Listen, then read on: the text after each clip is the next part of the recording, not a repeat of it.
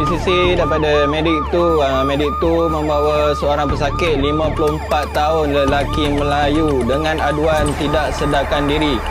Penilaian sekarang pesakit sudah sedar dan bernafas. Pesakit akan dihantar ke zon merah.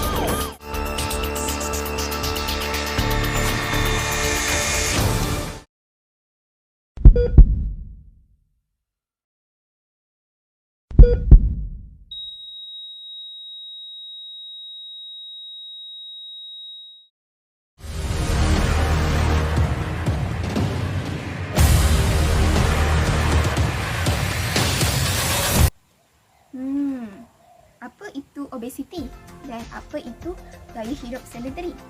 Nak tahu? Mari! Menurut Dr. Muhammad Ramzan dalam laman web Dr. On Call mendefinisikan obesiti ini sebagai keadaan di mana berat badan melebihi tahap normal dan menjejaskan kesihatan seseorang seperti mudah untuk mendapat kencing manis, strok dan juga penyakit jantung.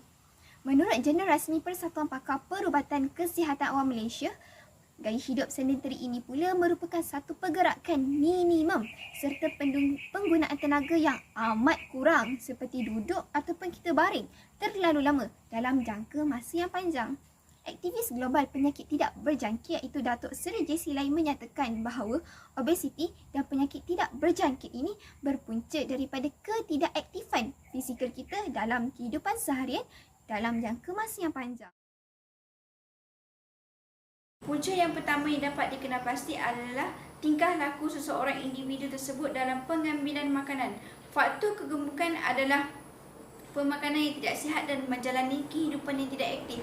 Apabila anda mengambil makanan dengan jumlah yang berlebihan, ditambah pula dengan menjalani kehidupan yang tidak aktif, tidak heranlah obesiti dan kegemukan itu berlaku dengan lebih pantas. Ditambah pula di Malaysia peningkatan taraf hidup dan kemodenan turut mengubah cara hidup individu tersebut, lebih pilihan makanan dan tabiat makanan.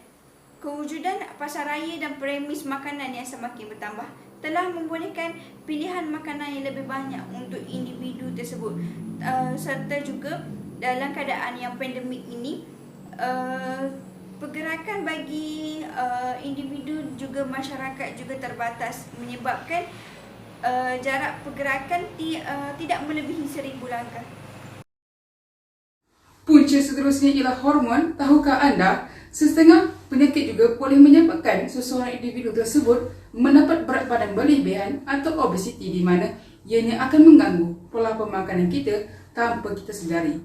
Antaranya ialah sindrom Cushing di mana seseorang individu itu mempunyai tahap hormon stres yang tinggi dalam tubuh badan mereka. Selain daripada gangguan-gangguan hormon yang berkaitan dengan hormon, ada juga penyakit lain yang boleh menyebabkan obesiti seperti sindrom Prader-Willi. Baiklah, bagaimana anda ingin mengatasi aktiviti sedentary ini? Antara langkah yang boleh saya syorkan kepada anda semua ialah melakukan senaman sekurang-kurangnya 3 kali seminggu sahaja. Dalam satu aktiviti senaman itu, anda perlu lakukan sekurang-kurangnya 20 minit sahaja. Seterusnya, untuk inisiatif pekerja pejabat, anda perlu mengelakkan menggunakan lift. Gunalah tangga kerana tangga itu merupakan aktiviti yang berintensiti tinggi. Seterusnya, saya akan serahkan langkah mengatasi kepada saudari Hani Akilah. Terima kasih saudara Hazrat. Seterusnya, langkah yang mengatasi sedentary ialah aktif di luar kerja. Apabila di rumah, jangan hanya bermalasan. Elakkan hanya duduk, menonton televisyen dan bermain permainan video. Pada waktu pagi, buatlah aktiviti seperti membersihkan rumah dan sebagainya. Dan pada waktu petang pula, buatlah aktiviti seperti berjalan-jalan atau melakukan apa sahaja aktiviti yang dapat mengurangkan tempoh duduk. Selain itu, berdiri semasa bekerja. Duduk dalam tempoh yang lama akan menyebabkan sakit belakang. Cuba berdiri selama 15 hingga 30 minit setiap jam. Ia dapat membantu mengelakkan terlalu banyak duduk dan dapat mengurangkan sakit belakang. Kesimpulannya, sejak wabak coronavirus, penjarakan sosial media menjadi penting dan menyebabkan aktiviti fizikal menjadi sukar. Oleh itu, kajian tentang masalah gaya hidup sedentary dianggap lebih berharga pada masa ini. Gaya hidup yang tidak aktif mempunyai pelbagai kesan kesihatan yang buruk dan menyebabkan kematian.